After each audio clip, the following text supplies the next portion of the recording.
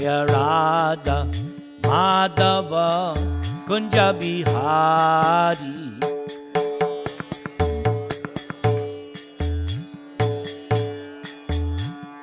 Radha Madhava Kunja Bihari.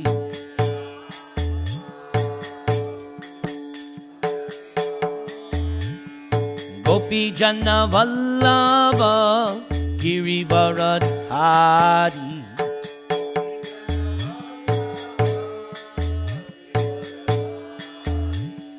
Gopi Jana Vallabha Girivaradhari.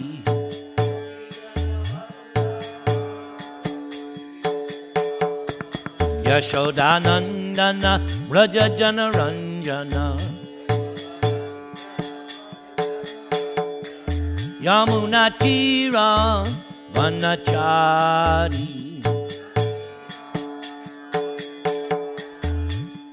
Gopi Jana Vallabha Girivaradhari.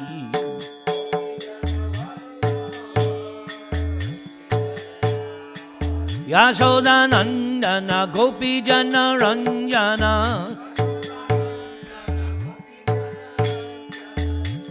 Yashodanandana Gopi Jana Ranjana. Yamuna Tira Vanachari. Yamuna Tira Vanachari.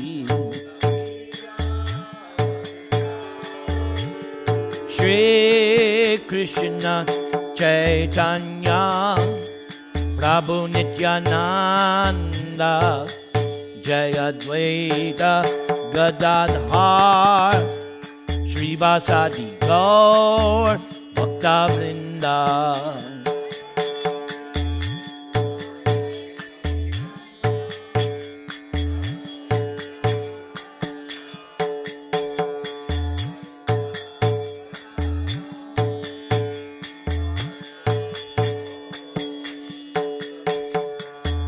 Hare Krishna, Krishna Krishna, Hare Hare, Hare Rama, Rama Rama, Hare Hare.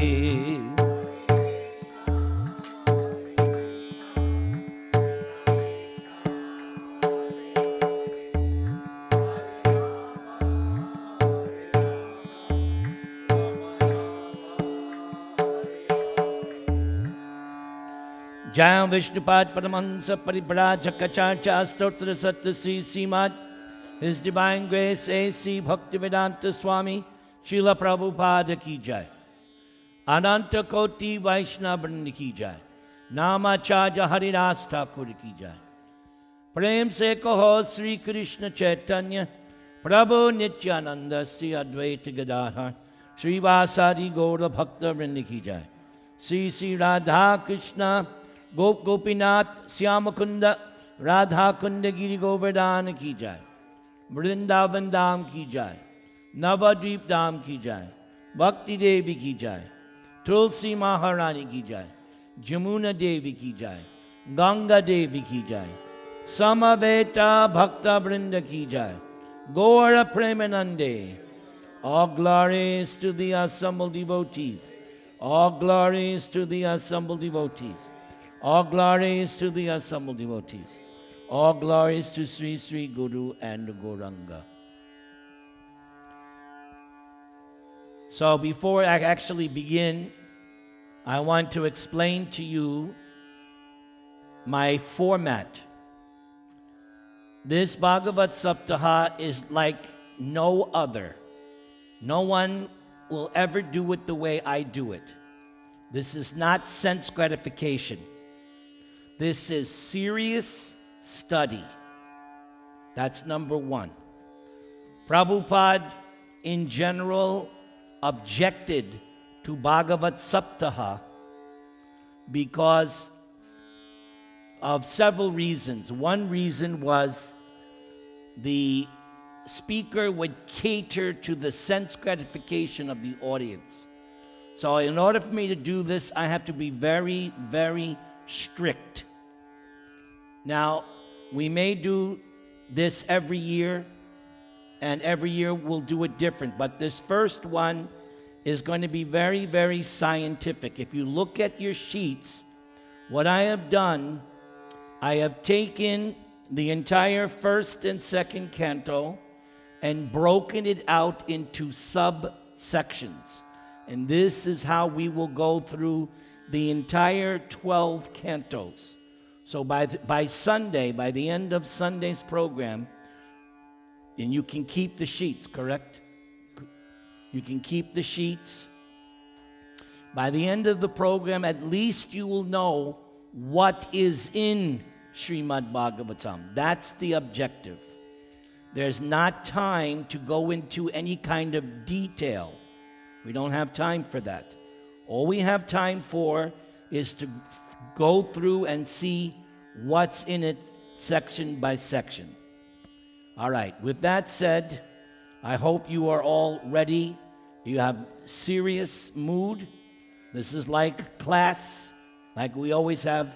Our Bhagavad Gita class is very serious. And there is one devotee in Santiago. She likes that class that we have because it's serious. So, Bhagavatam begins. Om Namo Bhagavate Vasudevaya. Om Namo Bhagavate Vasudevaya. Om Namo Bhagavate Vasudevaya. Each day, I will begin with an invocation, a verse that I have picked out, which will help you to understand what is Bhagavatam. So this first one for today is actually the second verse of Bhagavatam. The great scripture, Srimad Bhagavatam, compiled by Mahamuni Vyasadeva from 4 original verses, describes the most elevated and kind-hearted devotees and completely rejects the cheating ways of materially motivated religiosity. It propounds the highest principle of eternal religion, which can factually mitigate the threefold miseries of a living being and award the highest benediction of full prosperity and knowledge. Those willing to hear the message of Srimad Bhagavatam in a submissive attitude of service can at once capture the Supreme Lord in the heart. Therefore, there is no need for any other scripture than Srimad Bhagavatam. Now you go to your sheets. So I've entitled this Srimad Bhagavatam Sar, the essence of Srimad Bhagavatam. Prabhupada entitles the first canto Creation. There are 10 subject matters. We will hear about that tomorrow. So Prabhupada has entitled first canto Creation. So the first part, which is verses 1 through 3 of chapter 1, is a preface, the 3 essential verses of Bhagavatam. You just heard number 2. The first verse is the description of the absolute truth, and the third verse describes how to actually receive it, which was mentioned a little bit. So the first 3 verses are the preface. It sets the stage for the whole Bhagavatam. Next, the remainder of chapter 1. So chapter 1 is divided into 2 sections. The remaining section, verses 4 through 23, is questions by the sages. The scene is the Naimisharanya forest. This is after the battle of Kurukshetra, after Maharaj Parikshit, all that stuff is going on. The sages have assembled in Naimisharanya to perform 1,000-year sacrifice for the benefit of the people of Kali. And they have decided that they want to hear Srimad Bhagavatam from Sutta Goswami, because he was there when Shukadev spoke Bhagavatam for the first time to Maharaj Parikshit. And we will find out on Sunday that actually Shukadev, before finishing his instructions, he predicts to everybody there that this Sutta Goswami later will speak Srimad Bhagavatam to the sages of Naimisharanya. Okay, in this part, second part of chapter 1, the sages of Naimisharanya, they're headed by Shonaka Rishi, and they have asked Sutta Goswami 6 questions. The most important question of the 6: now that it's Kali Yuga, where will people go for shelter? And the answer is Srimad Bhagavatam.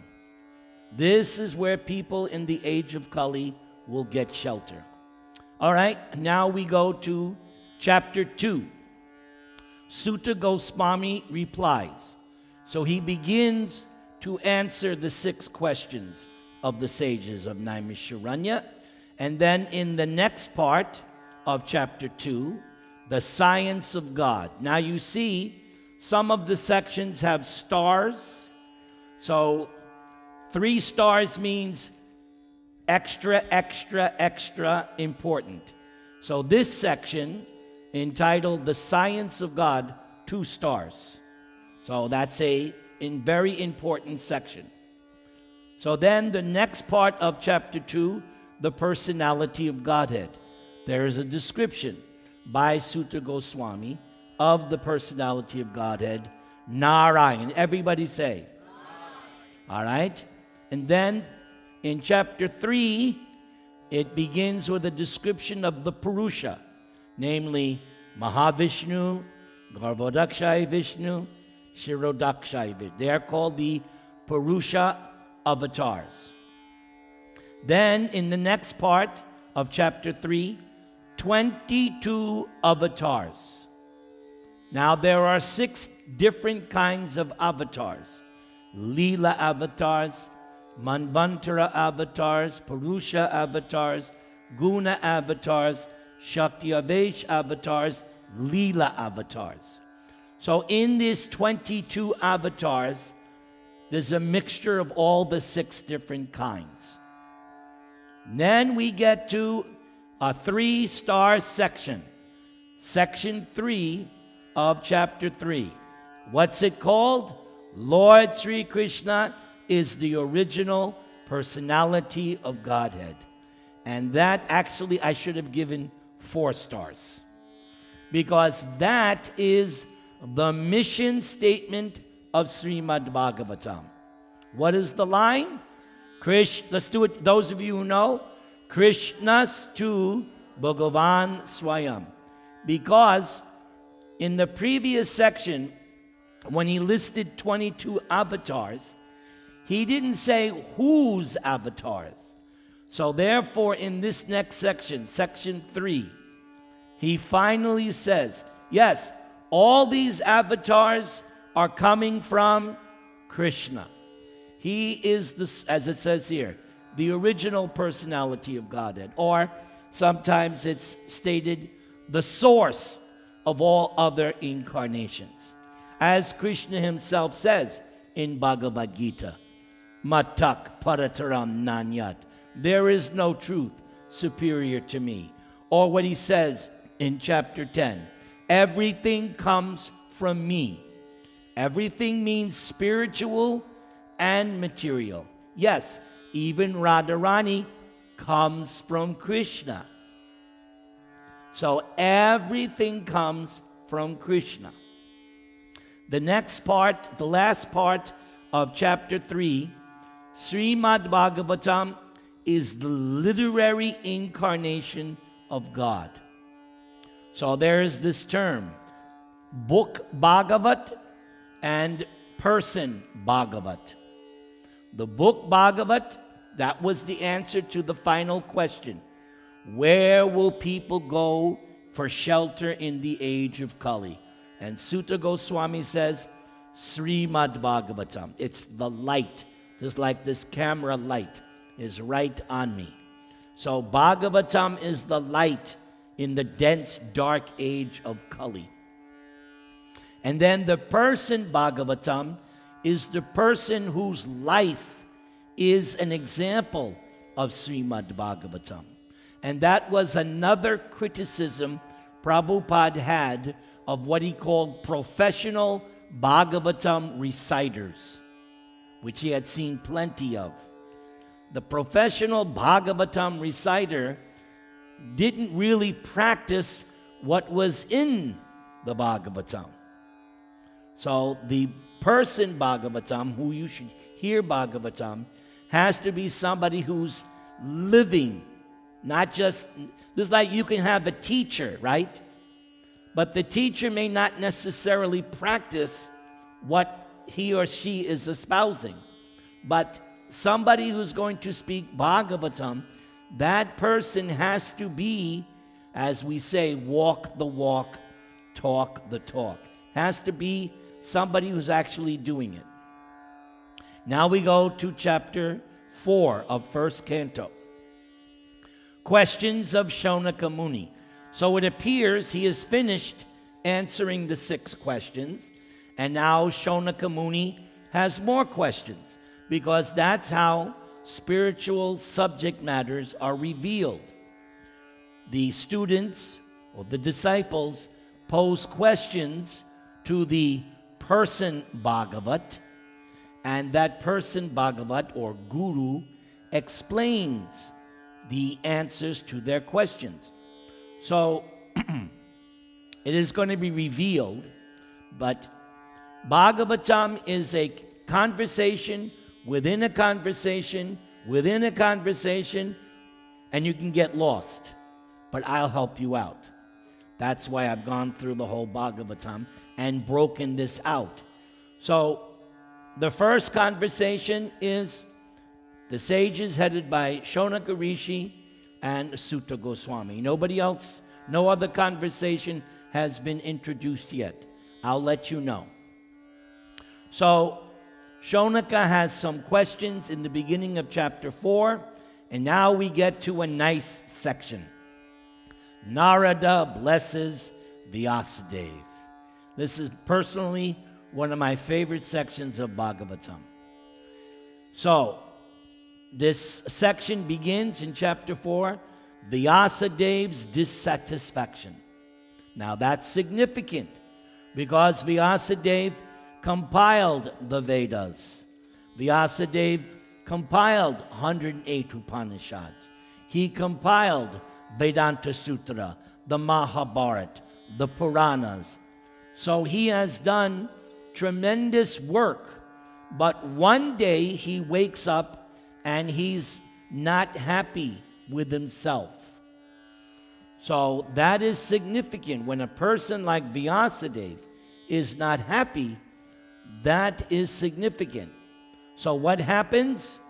Narada Muni comes at that right moment.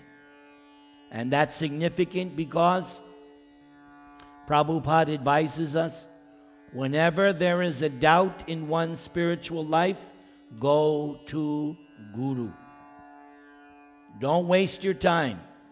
We go to 3 things: Guru, Sadhu, Shastra. Those 3 things should solve all spiritual problems that you will have in your life.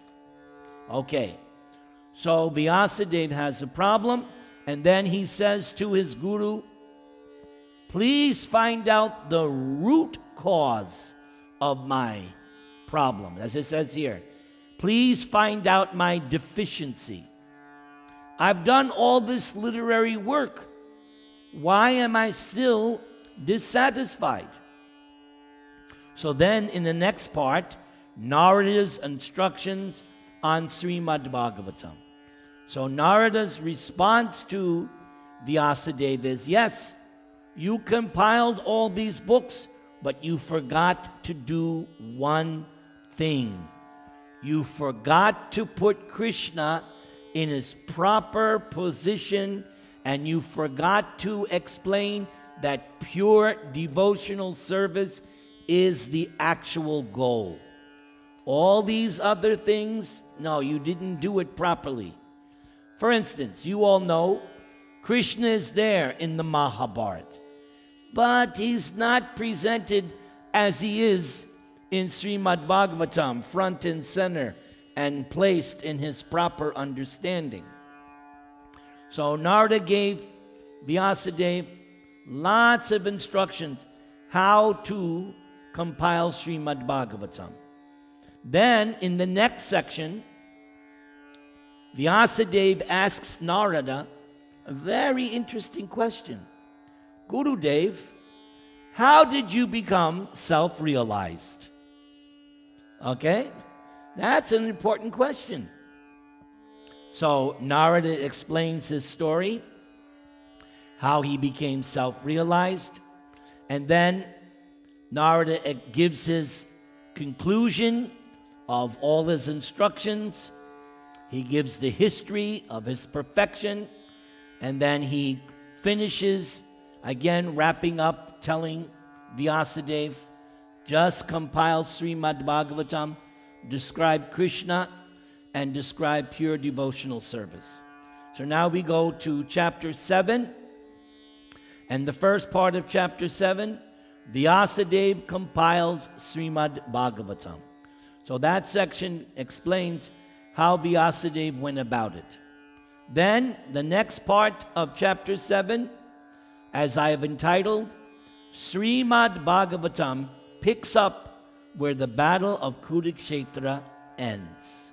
That's where the next part comes in. This is still Sutta Goswami explaining, but now you could say up to this point, it's all been introductory, setting things up.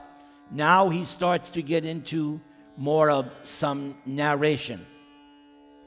So where does the battle of Kurukshetra end? The killing of the 5 sleeping sons of Draupadi by Ashvatthama. And it says here, Arjuna arrests Ashvatthama, because when the Pandavas found out that Ashvatthama had killed their 5 sleeping sons, that was a grievous, heinous, sinful act. To kill, first of all, to kill someone in their sleep, anyone. What to speak of 5 young people. I mean, they fought on the battle, but they were young. So they were killed in their sleep.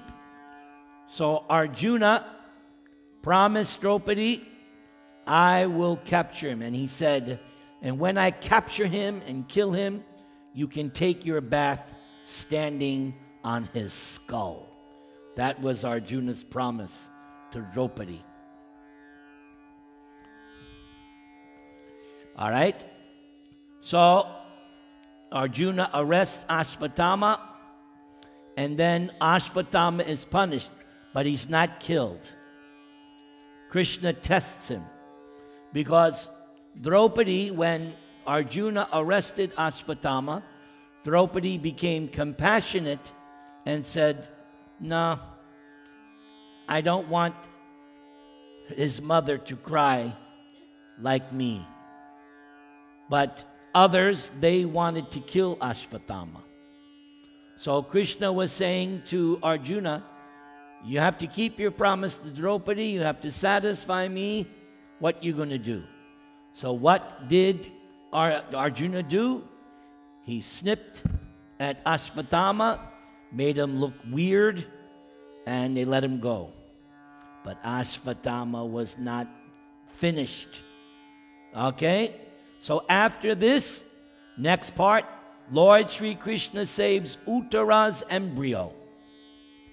So Uttara, she is pregnant, and in her womb is Parikshit. So Uttara she has this Parikshit in her womb. Ashvatthama is not finished, so he sends another Brahmastra to kill Maharaj Parikshit in the womb. But Uttara prays to Krishna at that time. And Uttara's prayer is very significant. Uttara says, my Lord, this Brahmastra sent by Ashvatthama, let it kill me, but save the child in my womb. So what does Krishna do? Krishna is who in the heart? He's Super Soul. So he neutralizes the Brahmastra. And the child in the womb can see Krishna saving him. And that becomes very significant, because once the child comes out of the womb, he's always looking for that person who saved him in the womb. And that's why he gets the name Parikshit. Parikshit means to examine. He was always looking. Are you the person were you the one that saved me? Were you the one that saved me? Like that. Okay, everybody chant the Maha Mantra.